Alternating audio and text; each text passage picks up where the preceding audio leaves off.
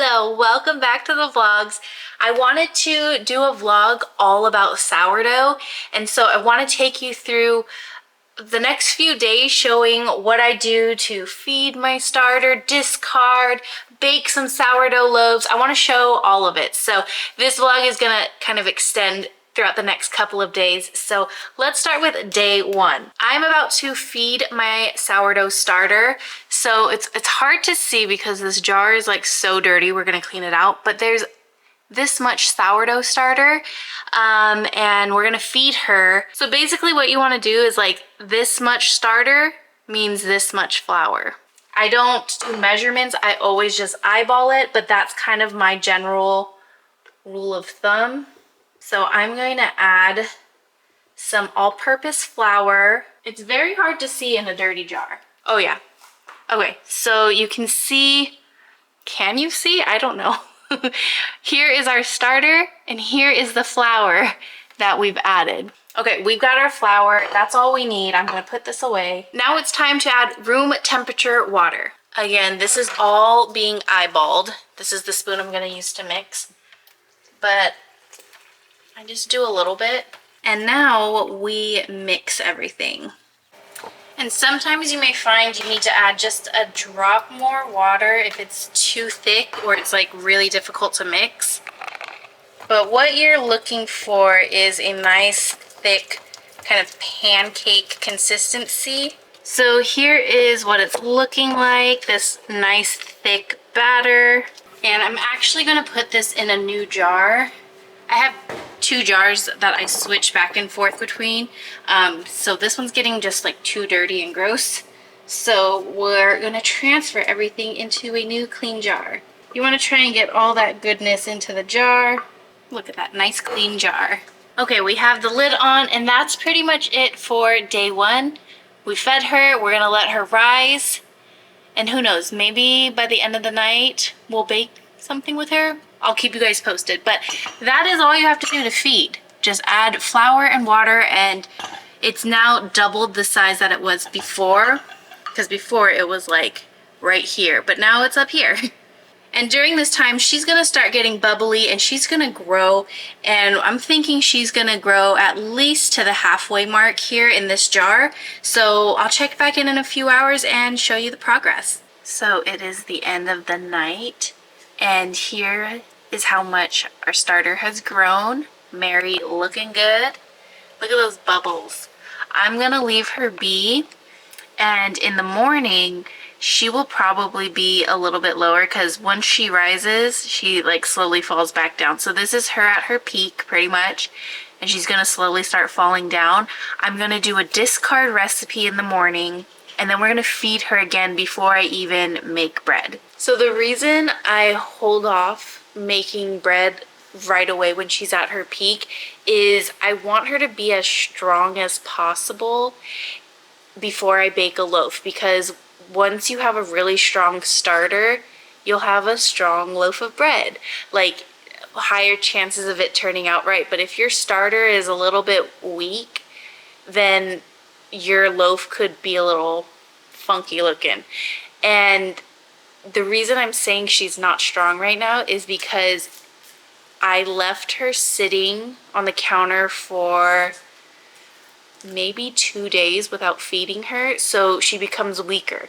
Like she's still fine. Like sourdough starters are a lot more resilient than people give them credit for. So she was sitting on the counter unfed for 2 days. She didn't go rotten or bad or anything like that, but she's no longer as strong as she was. So that's why I want to go through like a round or two of feeding her, so that way she's like tip-top shape, super strong, and she'll perform well in our bread. So that's why I'm not using this current like growth. I'm not going to use that to bake bread with. Hope that makes sense. That's going to be the check-in for today. I'll see you guys tomorrow. Good morning, it is the next day. Let's do a sourdough discard recipe. So here is our sourdough starter, Mary. You can see that this was her peak yesterday and now she's fallen down and she's right there. I want to discard some so that way we can feed her again. And the reason you discard is simply because if you have this much starter, that means you have to put this much flour, like equal parts, and then it's gonna rise and double in size, so of course it's going to overflow. So the reason you discard is really just for space saving. That's really like the science behind discard. And a lot of times people can just throw it away or they can save it for other recipes, whatever it may be. But what I've been doing lately is trying different discard recipes. So we're gonna try one right now. Okay, let me pull out my cast iron because we're gonna use that. So we're gonna use a little lid as our mold. I am making sourdough discard crumpets, I guess they're called. English muffins, crumpets, they're kind of similar, but I think with all of the English muffin recipes I saw, they were like, you have to let it sit for at least a day or 8 hours at the minimum, and I don't have time for that. And the recipes I saw for crumpets is on the spot, so we're gonna do that. So into our bowl, we are going to do 1 cup of our sourdough discard. Okay, 1 cup of discard. There we go. And then I'm going to do a teaspoon of salt, sugar, and baking soda. Salt, sugar, and baking soda. And now we mix. The baking soda is going to make it like nice and fluffy and bubbly. Oh, you could already see kind of that fluffy texture and consistency. So let me just make sure everything is incorporated really nicely. But you can kind of see that fluffy texture. Sweet. Okay, I put my cast iron on really, really low because we want to let it cook all the way through. I wish I had a spray, but I don't. But let me just oil this so that way it slides off really nicely. And we're just going to plop this in here. Okay, that looks good. Okay. We're gonna let that cook for 5 minutes. This is gonna take forever. I wish I had more rings so I can cook multiple at a time, but it's okay. Okay, she overflowed a little bit. I wasn't expecting that, but it's been 5 minutes. Let me find a little spatula or something. This is not my favorite one to use, but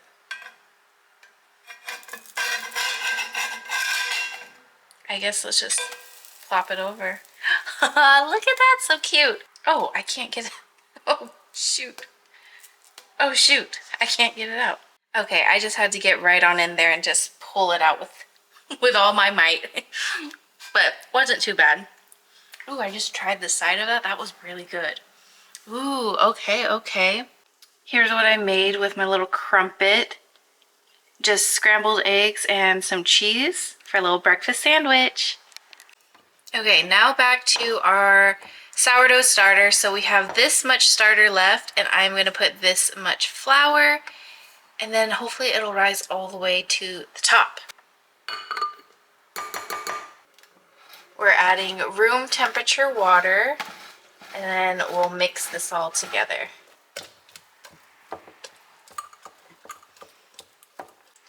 So here's the consistency we have today. Just trying mixing up all those little clumps of flour.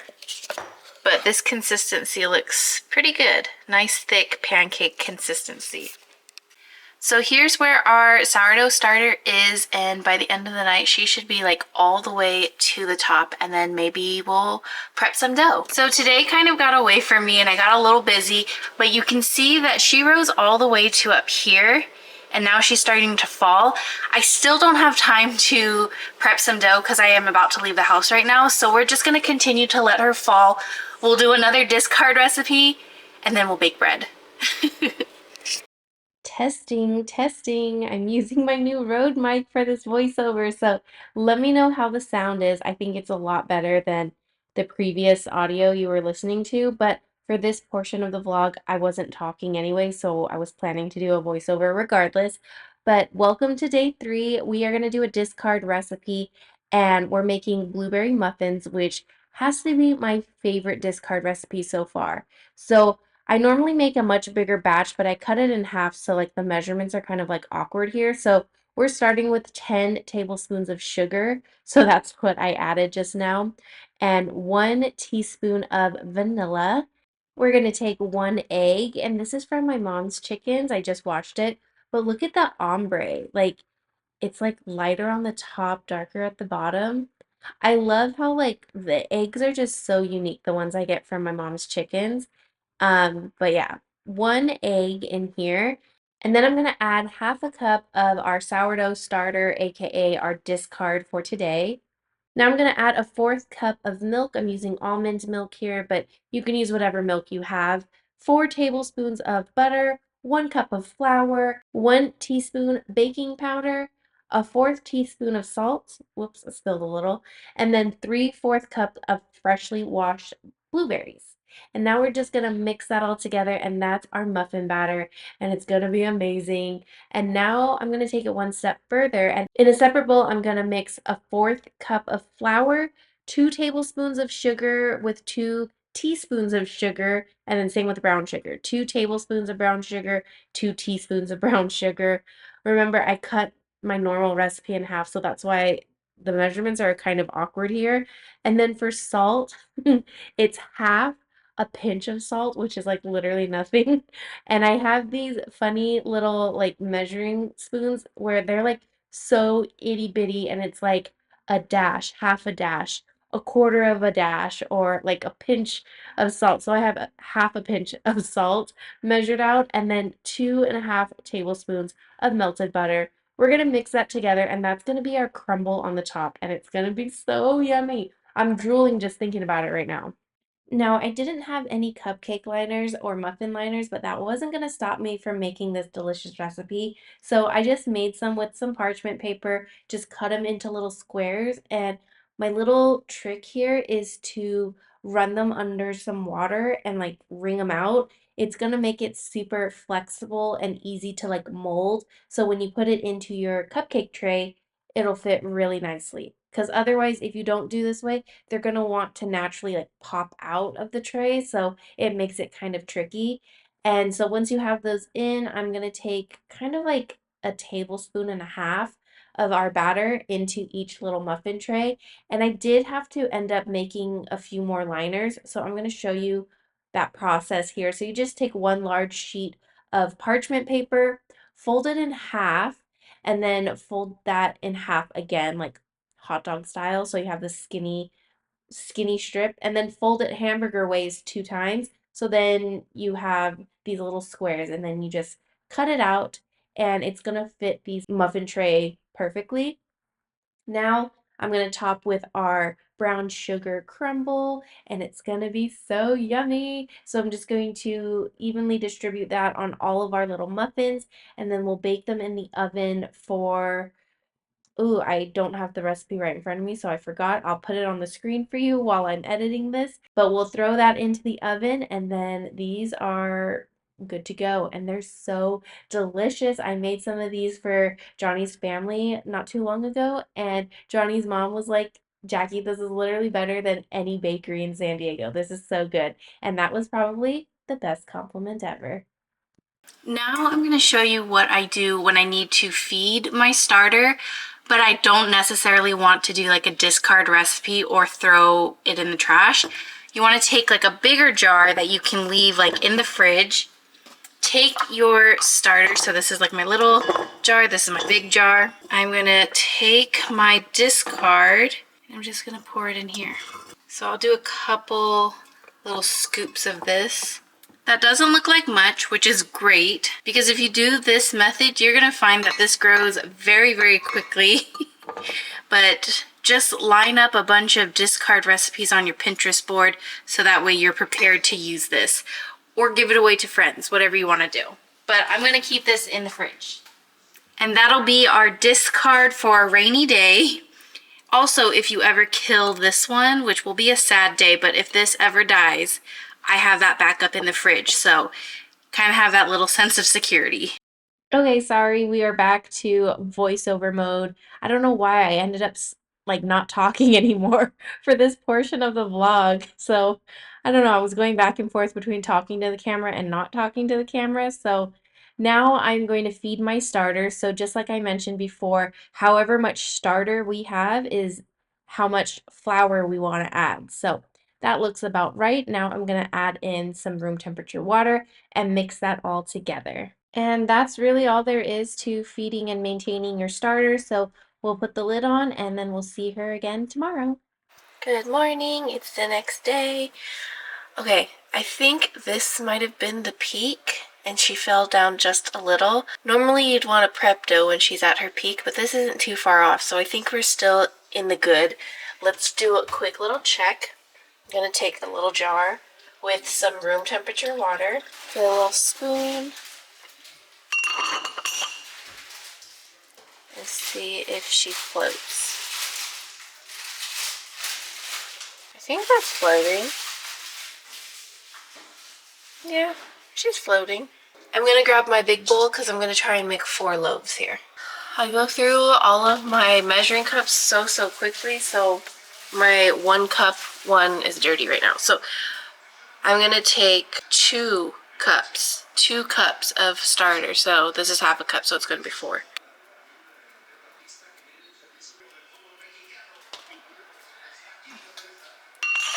That was almost all of this. Now we're gonna add 6 cups of room temperature water.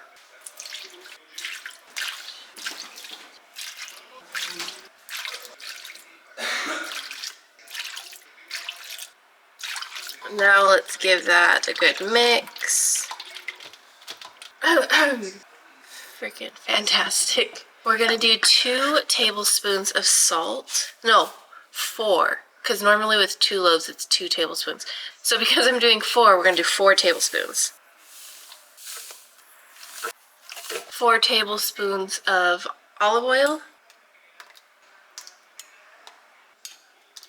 And 4 tablespoons of honey.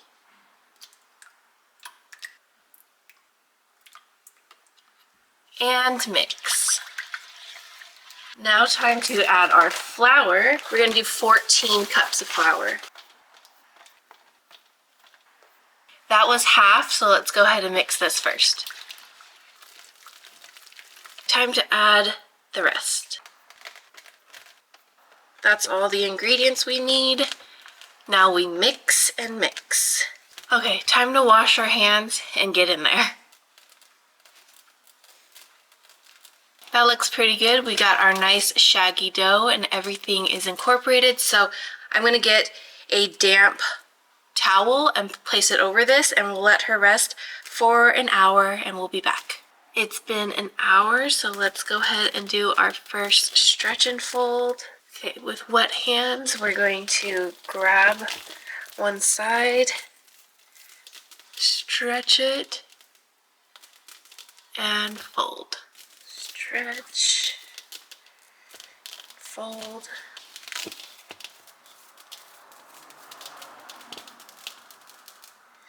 fold,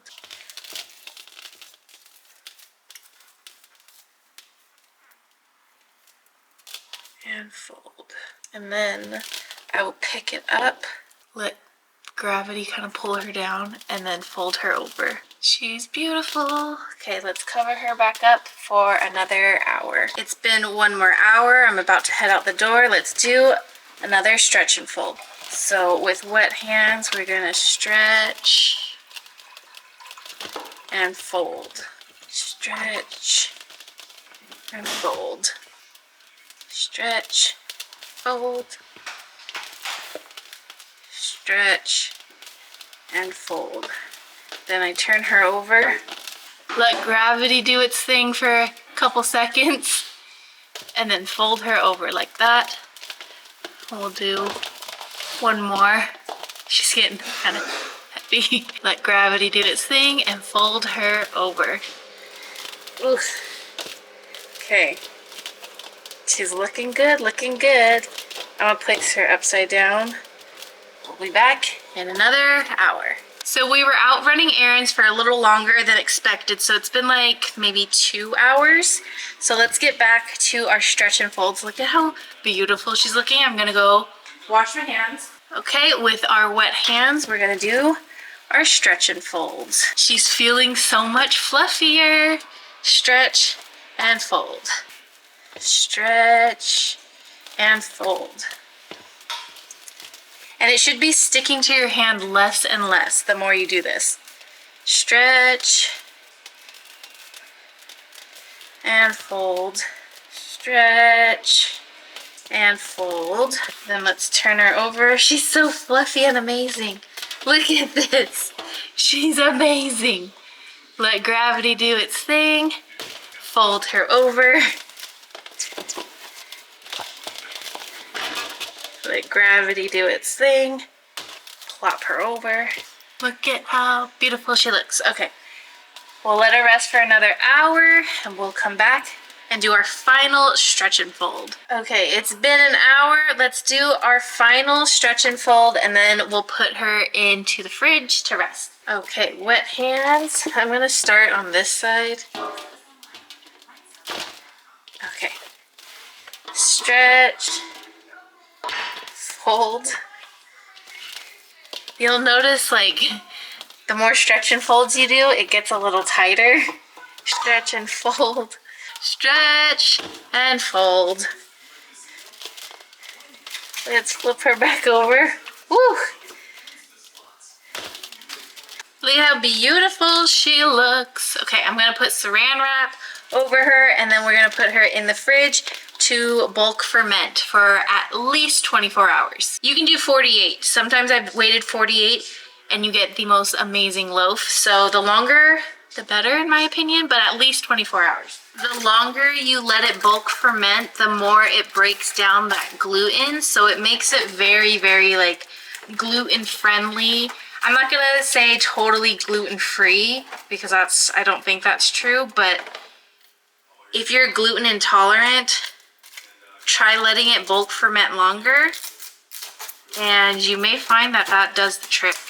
Here we go again with the voiceover, and I just randomly stopped talking in the vlog.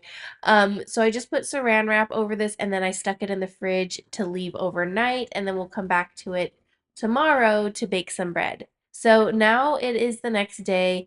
This is the morning, and this was that day. Remember when I did that vlog, the day in the life, when we went to the Blink-182 concert? There was something weird with my settings where it was recording in slow-mo and no audio. That's this same day. So like I was still having those issues with the camera settings and I didn't realize it. So I'm like talking in this part, but it's useless because it's in slow-mo and no audio. So anyways, long story short, I am just going to feed my starter, do her daily maintenance, daily upkeep with my sourdough starter.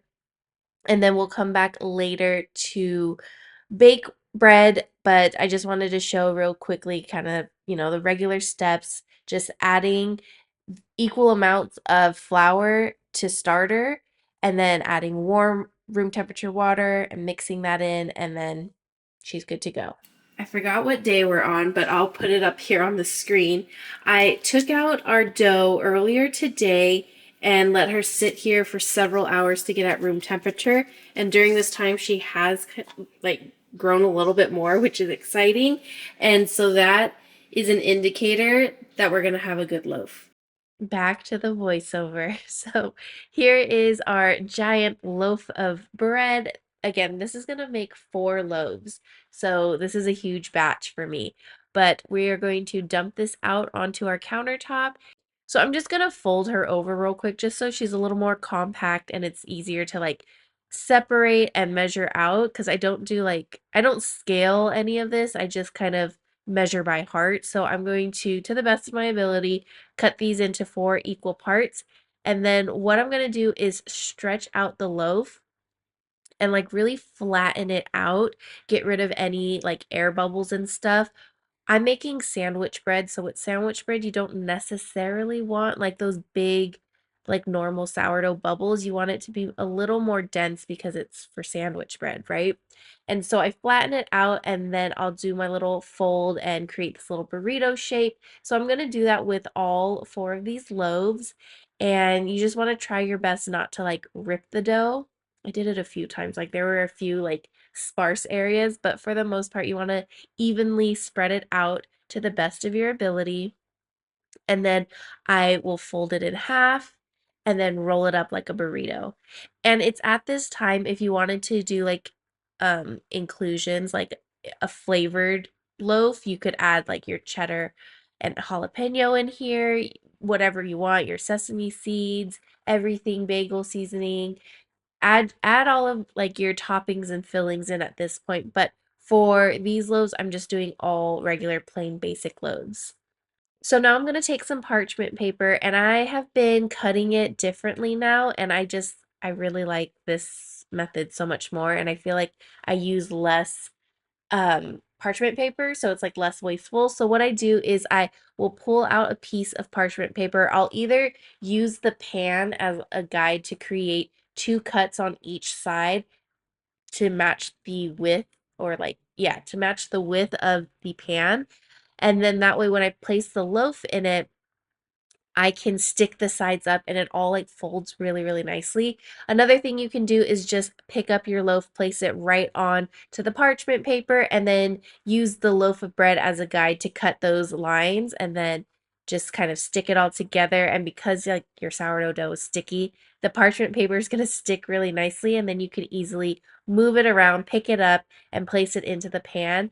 Another option is to cut it in half and then um, cut those 2 lines, and then it's the same thing. So whatever method is easier, as long as you get those 2 lines on each side, you're able to fold it up and it's good to go. Okay, so I have all 4 of the loaves under here. I just put a rag over it because I want to let them sit and rest for maybe like 30 minutes to an hour, and then I'm going to bake them. Dun dun dun. And this is where I went wrong. I ended up forgetting about these loaves and they were proofing for several hours. So they grew and they proofed too much. So you're going to see what happens. So I'm going to bake them at 400 degrees for 40 minutes covered and then 30 minutes uncovered. So before I put them in, I take some water and I will sprinkle water on to each of the loaves and then cover it with foil.